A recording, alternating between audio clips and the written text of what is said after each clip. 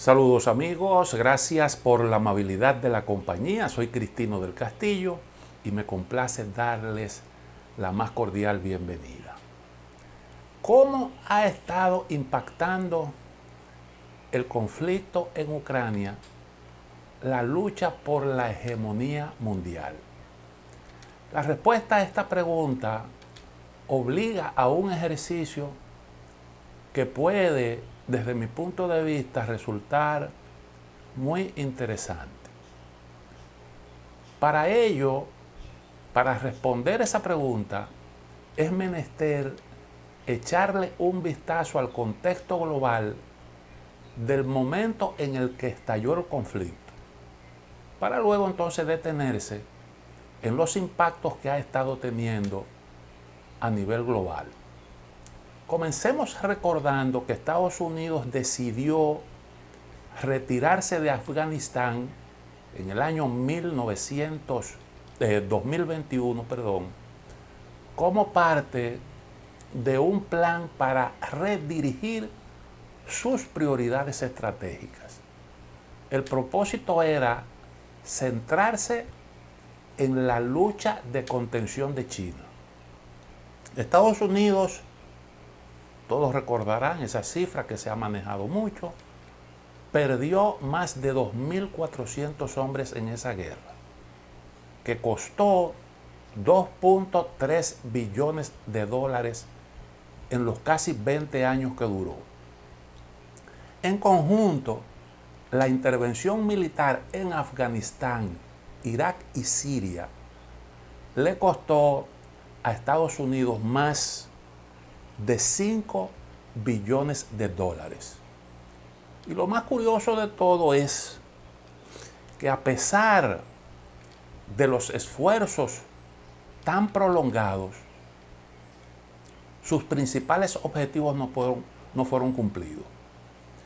En el año 2021, cuando Estados Unidos salió de Afganistán, llegó previamente a un acuerdo con los talibanes, a los que 20 años antes decidió desalojar del poder porque habían hecho una alianza, le habían prestado su territorio a Al Qaeda, que terminó protagonizando los atentados del 11 de septiembre. Ese acuerdo con los talibanes que mencioné se firmó en Doha, la capital de Qatar. La intervención de Estados Unidos en Oriente Medio cambió la correlación de fuerzas en el plano regional a favor de Irán, que es el principal enemigo de Estados Unidos en esa región. Y después de la intervención, al término de esos grandes esfuerzos de Estados Unidos en Oriente Medio, Irán terminó con más influencia que nunca. Porque entonces tenía unas milicias en el territorio de Irak que operan con el consentimiento del gobierno de esa nación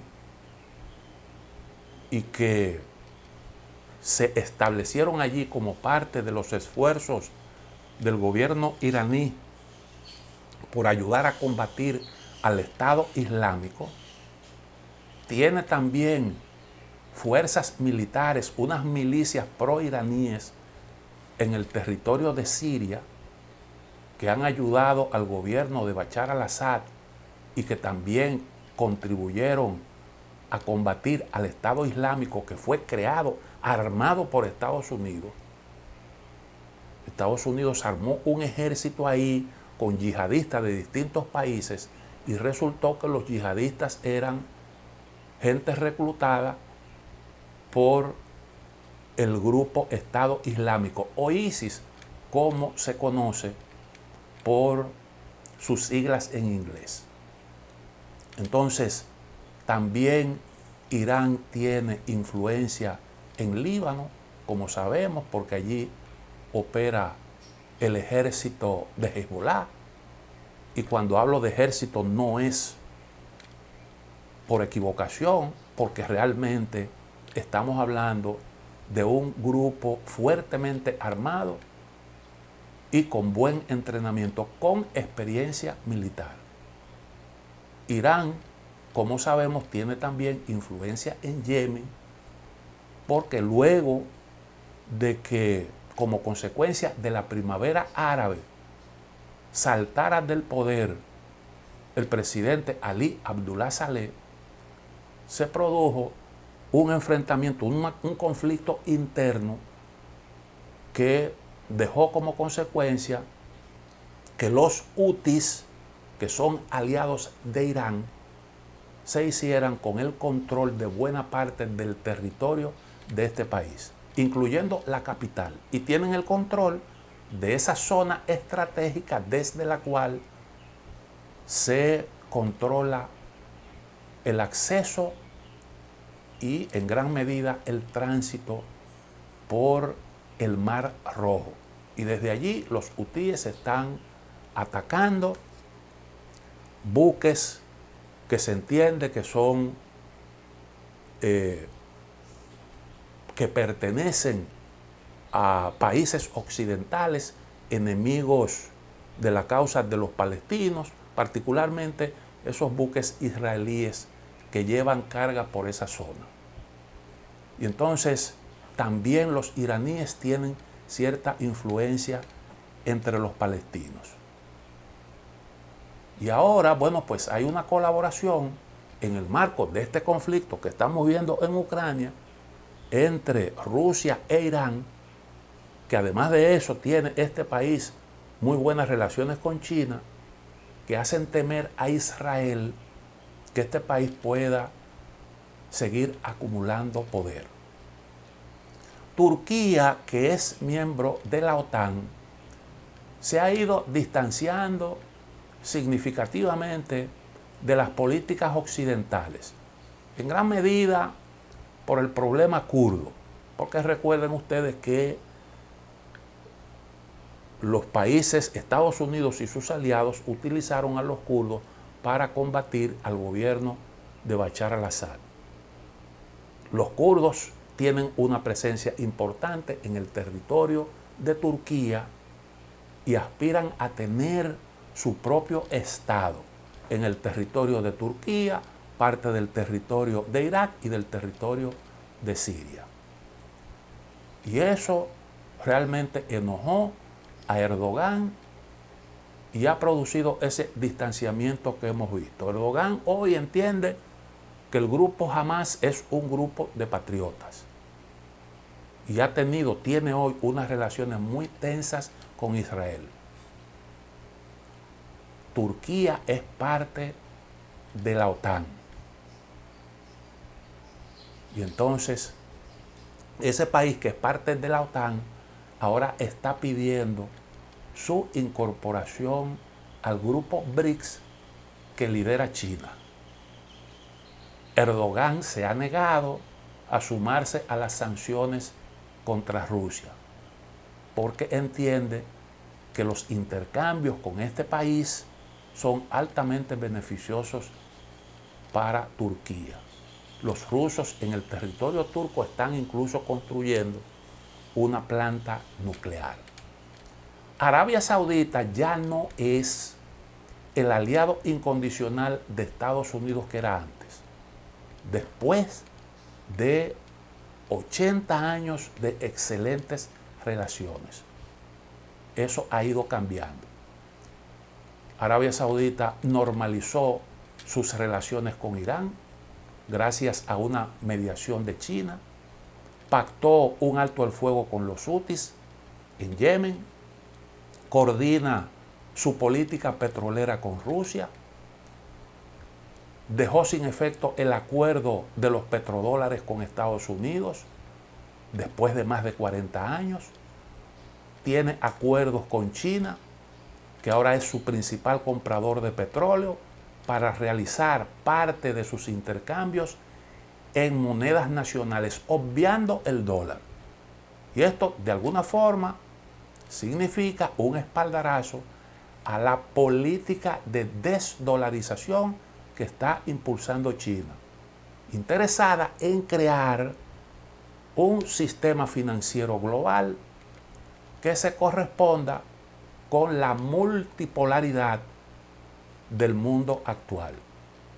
Todo esto ha creado para Israel una situación incómoda en la región que este país intenta cambiar. Y entonces Netanyahu quiere arrastrar a Estados Unidos a una aventura militar para cambiar allí la situación, el estado de la correlación de fuerza. Paralelamente, mientras Estados Unidos hacía la guerra en Afganistán y en Oriente Medio, China hacía los negocios. Hay un dato interesante. En el 2001, cuando Estados Unidos decidió invadir Afganistán, China era la séptima economía del planeta. Estaba en el séptimo lugar en el ranking de los países por el tamaño de su Producto Interno Bruto. Es decir, en aquel entonces, China no era ni remotamente una preocupación para Estados Unidos. Para entonces, la economía china, sin embargo, crecía a un ritmo sorprendente, cerca de un 10% anual. Y ese era un crecimiento realmente impresionante. Yo estuve en China en esa época cuando crecía a ese ritmo y pude apreciar lo que es un país crecer a esa velocidad.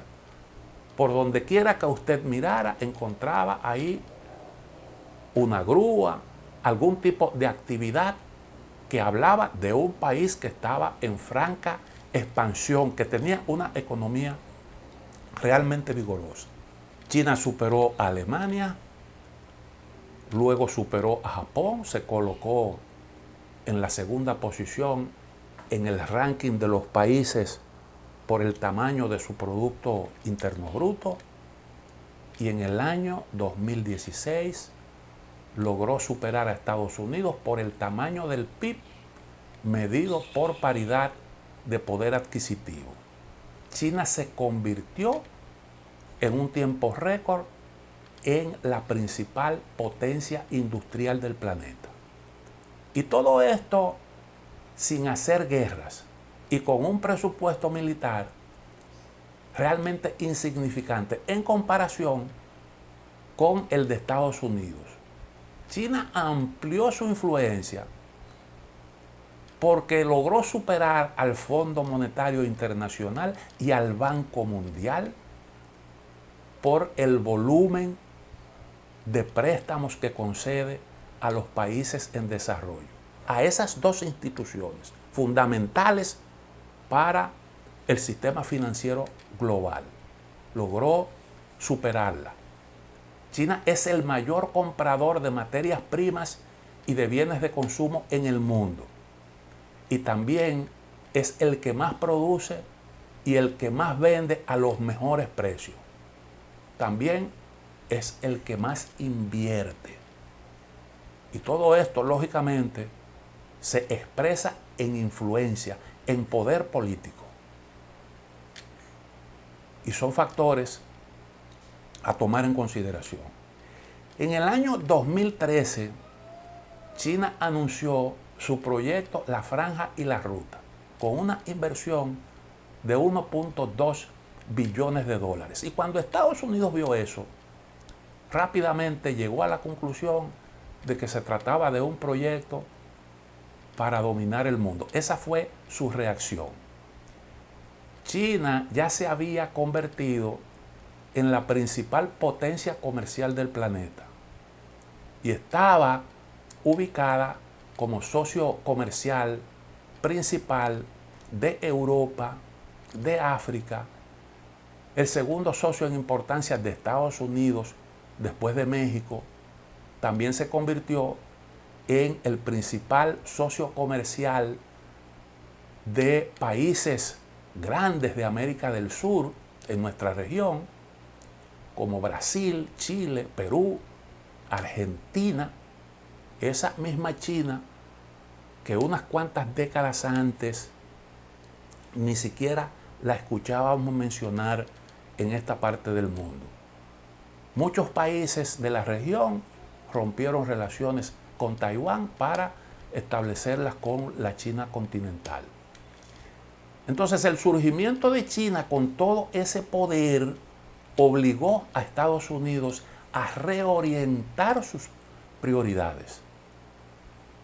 Y fue entonces cuando tomaron la decisión de salir de Afganistán y de recortar su apuesta por Oriente Medio para centrarse en China.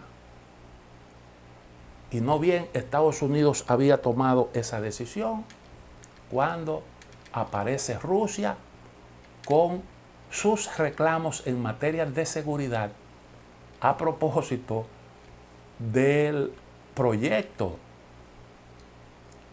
de incluir a Ucrania y otros países de las ex repúblicas soviéticas dentro de la OTAN.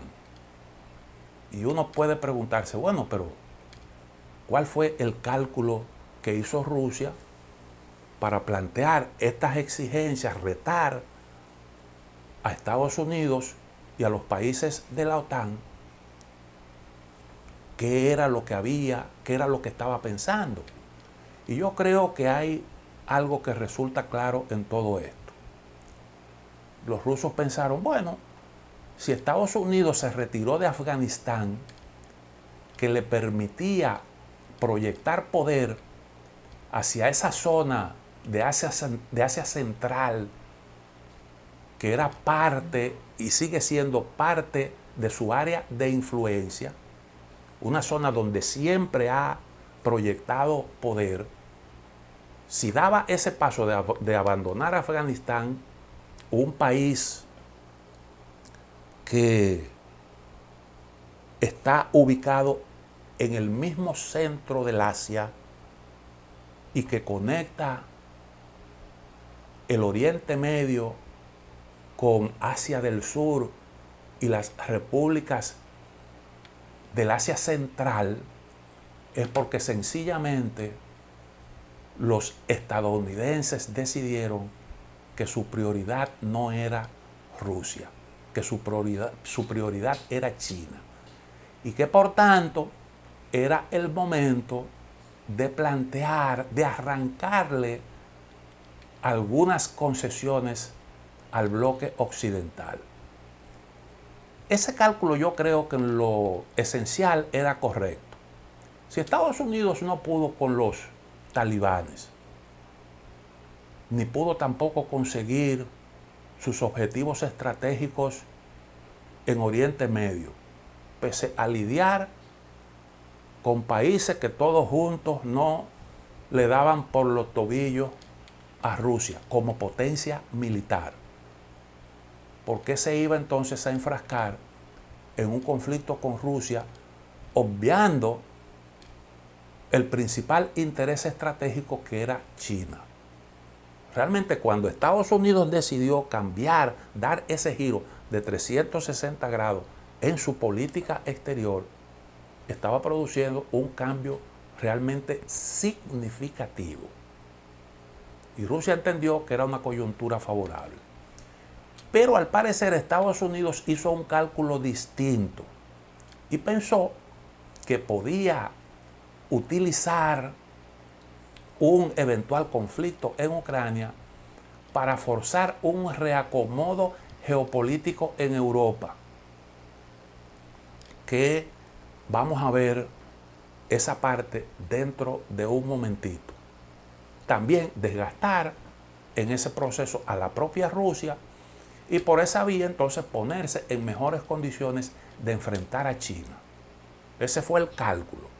Y entonces Estados Unidos aprovechó para sacarle provecho geopolítico a ese paso que ya Putin demostraba que estaba en disposición de dar. De alguna forma lo estimularon. Una estrategia bastante riesgosa, como el tiempo se ha encargado de demostrar, pero no dejaba de tener algún sentido, porque todas esas sanciones que le aplicaron a Rusia era como para que produjera unos resultados diferentes a los que estamos viendo hoy. Bueno, ahora la pregunta que sigue es, ¿cómo está impactando el cuadro geopolítico mundial el conflicto en Ucrania? Vamos a ver entonces esa parte de forma más o menos detallada. Beneficios que ha estado obteniendo Estados Unidos. Bueno, creo que lo primero que habría que decir es que el conflicto ha servido para desvincular a Europa de Rusia. Uno de los principales beneficios obtenidos por Estados Unidos, porque los vínculos de Rusia con Europa crecían progresivamente. Rusia ya era el almacén de Europa, su gran gasolinera, y Europa al mismo tiempo se expandía hacia el mercado ruso. Y esos vínculos que preocupaban a Estados Unidos, pues podían realmente convertir a Europa en un gran poder mundial, con capacidad para hacer de gran jugador de la geopolítica mundial. Porque imagínense ustedes una alianza de toda Europa con Rusia, eso daba un tremendo poder. Y esos vínculos se cortaron abruptamente para beneficio de Estados Unidos. Estados Unidos siempre temió una alianza, sobre todo con Alemania, entre Rusia y Alemania. Porque Alemania, el país más desarrollado económicamente de Europa, se coaligaba o se coaligaría con la principal potencia nuclear del planeta, poseedora además de una gran riqueza natural y con una economía importante. Entonces, ¿es esto realmente lo que explica el por qué Estados Unidos siempre se opuso al proyecto Nord Stream 2, que ampliaba el suministro de gas ruso a Alemania y colocaba en una situación de gran dependencia a Alemania del gas de Rusia? Eso siempre se vio realmente como un gran riesgo. Y Estados Unidos se opuso a eso. Además de que ese proyecto reducía la importancia de Ucrania como país, a través de cuyo territorio pasaban algunos de los gasoductos rusos. El Nord Stream 2 aumentaba significativamente los beneficios rusos, que ya no tendría que pagarle a Ucrania por el derecho de paso. Y, bueno, pues también reducía esa dependencia del territorio de Ucrania para llevar su gas a Europa. No podemos olvidar aquella frase del primer secretario general que tuvo la OTAN. Eso fue en el año 1949. Lord Hastings Ismay, cuando él dijo: el papel de la OTAN es mantener a Estados Unidos dentro, a Rusia fuera y a Alemania abajo. El conflicto en Ucrania realmente ha servido para cumplir de manera casi plena esos tres objetivos. Estados Unidos ha fortalecido su influencia militar en Europa. Hoy es más necesario que nunca para la seguridad de los aliados europeos. Alemania ya no es el líder de la Unión Europea, no es el que traza las pautas. En lo esencial, quien dirige el concierto de esas naciones es Estados Unidos. Lo que dije sobre Alemania pudiera parecer una exageración. Se pudiera pensar que aquella frase del primer secretario de la OTAN en el 49 ha perdido realmente vigencia, pero no es así. Y yo quiero explicar por qué. Antes del conflicto en Ucrania, ya varios países europeos se habían convertido en miembros del proyecto chino de la Franja y la Ruta, eso que se conoce popularmente como la Ruta de la Seda. Es el caso de Italia, que en el 2019 firmó un acuerdo con China y se convirtió en el primer país del G7 en dar ese paso. Grecia también entró en ese proyecto chino y le vendió a los chinos el puerto El Pireo, que es un punto de extraordinaria importancia estratégica. Polonia, Hungría, Portugal tiene inversiones importantísimas de China. Algunos dicen un poco de broma, un poco en serio, que Portugal es chino, es territorio chino. Bueno, está también el caso de Serbia, el caso de Croacia y el caso de Eslovaquia en América Central. Alemania no entró formalmente en el proyecto chino La Franja y la Ruta. No dio ese paso. Sin embargo, estableció una muy estrecha colaboración con China. Le vendió a China el 25% de las acciones del puerto de Hamburgo. Y hay otra empresa que tiene su sede en Hong Kong que opera la terminal multimodal de Duisburgo. Y eso le da a China una gran influencia y es funcional a ese proyecto conocido como la Ruta de la Seda. Entonces, Alemania también tiene a China como su principal socio comercial.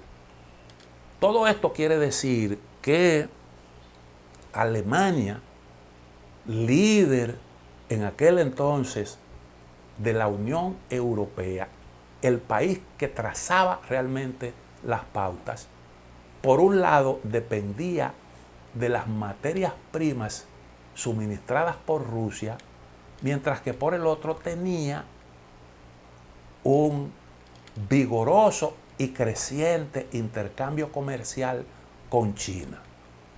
Y mientras esto ocurría, Europa y Estados Unidos tenían dificultades para ponerse de acuerdo y firmar un tratado de libre comercio.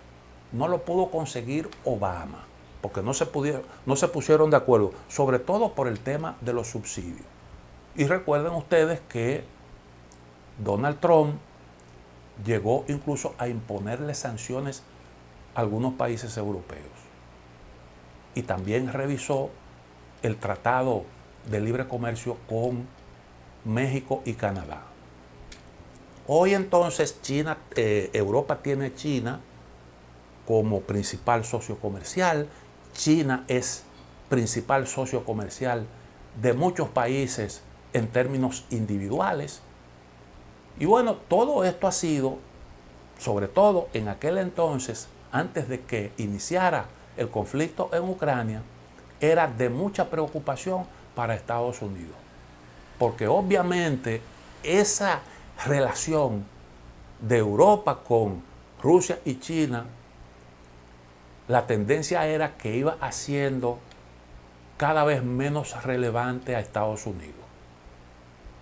Y entonces, la amenaza de Trump de abandonar la OTAN tenía que ver con ese proceso. ¿Cuál era su lógica? Bueno, él decía, y yo creo que eso es simple, ustedes dependen de Estados Unidos para su seguridad. Nosotros somos los que cargamos con todo este costo de la seguridad. Y entonces, mientras eso ocurre, resulta que ustedes tienen un gran intercambio comercial y están haciendo negocios estupendos con los rivales de Estados Unidos, Rusia y China. Y así decía Donald Trump, no puede ser. Bueno, lo de Trump planteado en la forma como lo hizo parecía una locura, pero no dejaba desde el punto de vista de los intereses de Estados Unidos de tener algún sentido. Además de todo esto, Estados Unidos logró ralentizar la expansión de China a Europa. Ahora Europa está alineada totalmente, de manera firme, con la política estadounidense de contención de China y Rusia.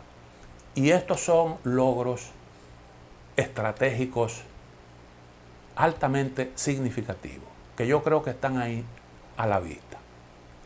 Bueno, pero ahora hablemos entonces de las consecuencias negativas del conflicto en Ucrania para Estados Unidos y sus aliados.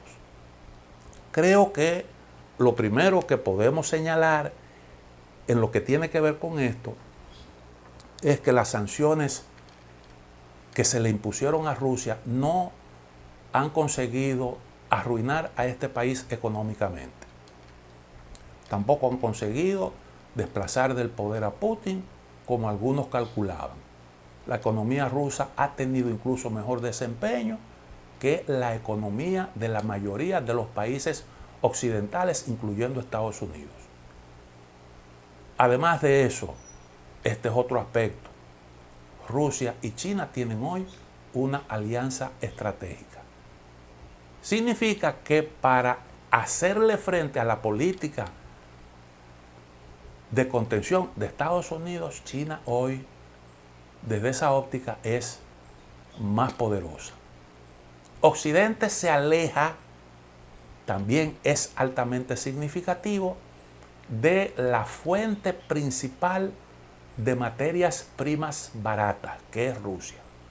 Las grandes guerras siempre han tenido como telón de fondo una rivalidad por el control de las materias primas. Y resulta que ahora el bloque occidental voluntariamente se aleja de donde están las materias primas abundantes y baratas. La Unión Europea, recuerden ustedes, yo lo he recordado en algunos de mis análisis, nació como la Comunidad Europea del Acero y el Carbón.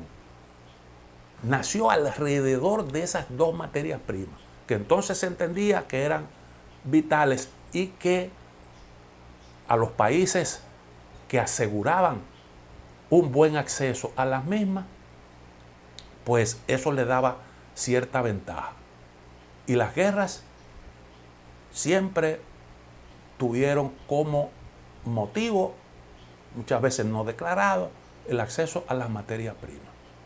Entonces Europa se creó una administración conjunta de esos recursos para garantizar el acceso equitativo a los mismos y entonces evitar por esa vía los conflictos armados, las guerras. Y entonces ahora China se está beneficiando de la compra de las materias primas rusas a precios rebajados, sobre todo petróleo y gas. Este es otro aspecto a tener en consideración. Estados Unidos ha tenido que bajar el tono de su discurso respecto a China y postergar la implementación de aspectos importantes de su política de contención de China. Su involucramiento en ese conflicto en Ucrania y la situación que se está viviendo paralelamente en Oriente Medio han hecho que Estados Unidos evite abrir un nuevo frente, porque eso pudiera realmente debilitar su posición de cara a esos dos conflictos. La guerra en Ucrania además está teniendo un enorme costo para Estados Unidos y sus aliados. En Ucrania no ha muerto un solo chino.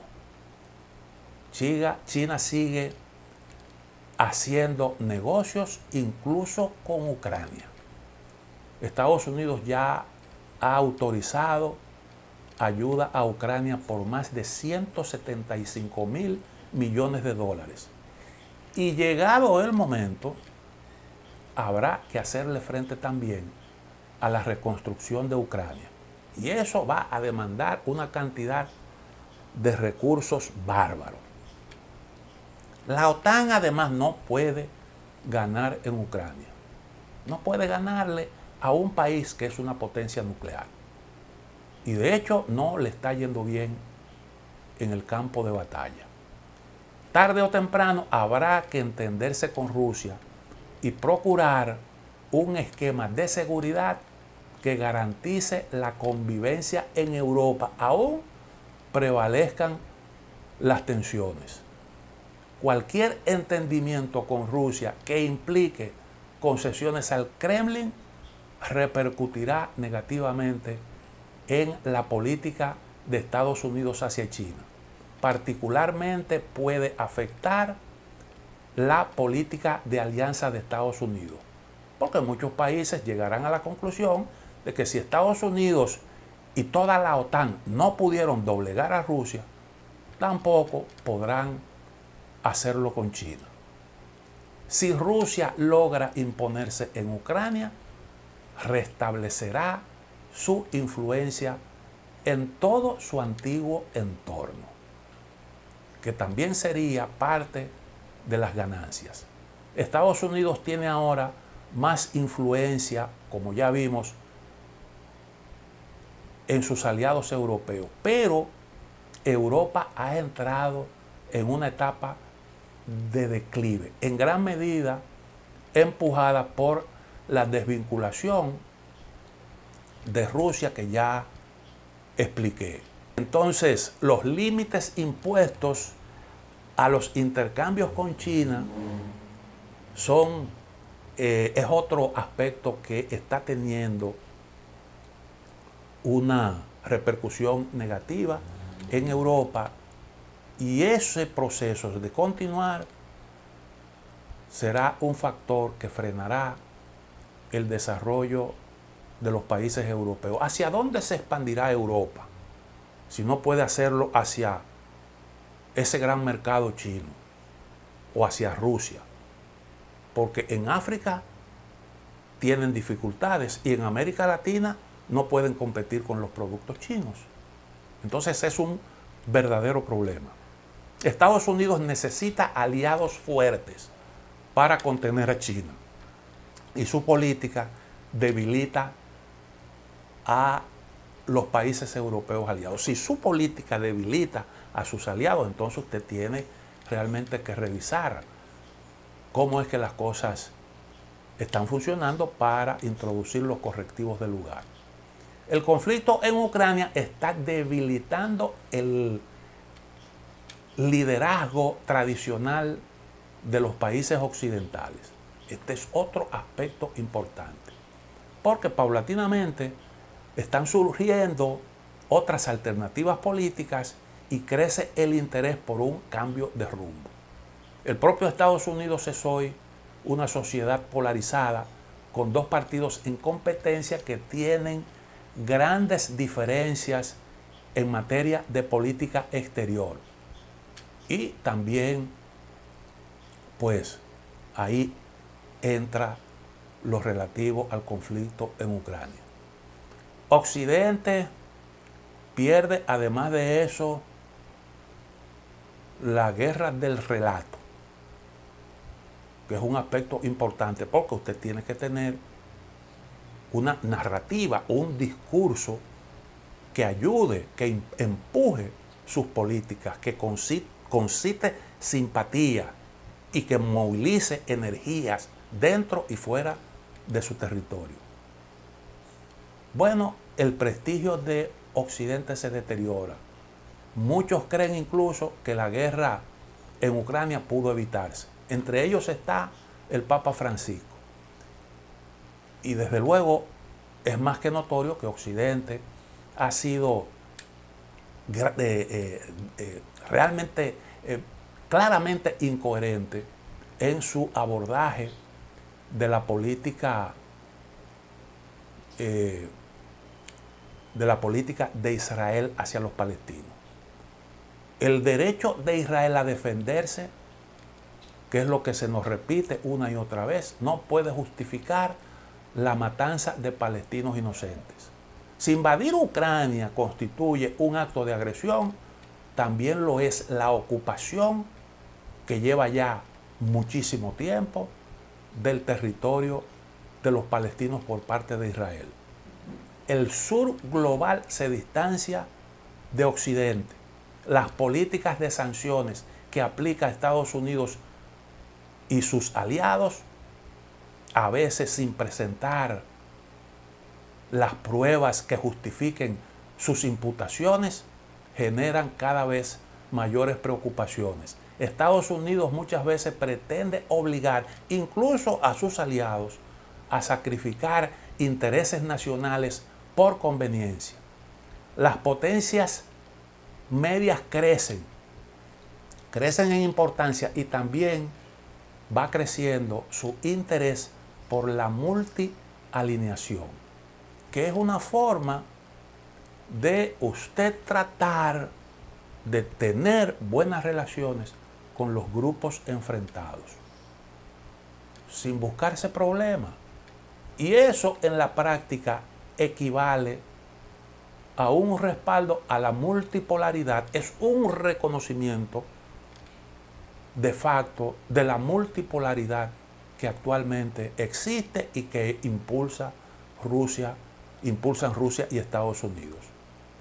Estos países, las potencias medias, claramente se benefician del reparto del poder. Y si usted quiere ejemplos, si usted quiere pruebas, échele un vistazo al giro que ha tenido la política de Estados Unidos y Occidente con respecto a India. Y también con respecto, en cierta medida, a Arabia Saudita. Porque estos dos países fueron acusados de asesinar a sus oponentes. El caso de Khashoggi en el consulado saudí de Estambul, o el atentado, el asesinato de un líder importante de grupos secesionistas indios en Canadá. Recuerden que Justin Trudeau llegó a señalar a Modi directamente. Y jamás se ha vuelto a hablar de eso. ¿Por qué? Bueno, porque India hoy es un país importante. India está mirando claramente el tratamiento que le están dando a China. Hoy una de las economías más dinámicas del planeta es India, el país más poblado, que dentro de poco, dicen, se colocará como la tercera economía del mundo. Y dentro de poco entrará en el juego por el predominio. Y cuando India se convierta en un reto para Estados Unidos por el auge, por la acumulación de poder, también podría recibir el mismo tratamiento. Como en su momento el crecimiento de Japón alarmó a Estados Unidos. Recuerden que Japón hubo un momento que estaba hasta comprando propiedades en Estados Unidos. Y hubo alarma por eso, hasta que Estados Unidos encontró la fórmula de poner en sus carriles, en los carriles que eran de su conveniencia, a los japoneses. Entonces, otro fenómeno que estamos viendo es el auge del grupo de los BRICS, que se produce en esta coyuntura. Y eso también es altamente significativo. El mes próximo se va a celebrar en Kazán, Rusia, la reunión anual de los BRICS.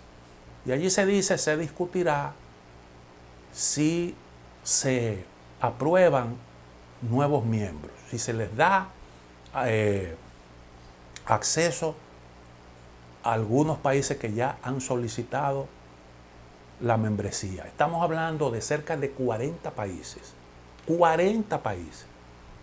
Y entre esos están Turquía, que es parte de la OTAN, y está también Pakistán. Turquía es la segunda potencia militar en el bloque OTAN, después de Estados Unidos. Y Pakistán es una potencia nuclear. Entonces usted tendría, dentro del bloque BRICS, potencias nucleares como India, como Rusia, China, Pakistán, y aunque no es parte del grupo BRICS, también habría que meter en ese club a Corea del Norte, que tiene unas excelentes relaciones con Rusia y con China. Y todo esto cuenta cuando calculamos la forma en que han ido evolucionando las cosas. Estamos hablando de Turquía, un país que en Oriente Medio es una de las potencias regionales de Oriente Medio, que no se sumó a las sanciones contra Rusia y que no quiso apoyar, que no quiso desvincularse de este país por los beneficios que reportan las relaciones con esa nación, que está construyendo una planta nuclear en el territorio turco. Bueno, yo creo que es así como el conflicto en Ucrania está remodelando el mundo. Ahora a ustedes les corresponde poner en cada lado de la balanza esos puntos que ya mencioné para que sean ustedes mismos los que saquen sus propias conclusiones. Un saludo para todos.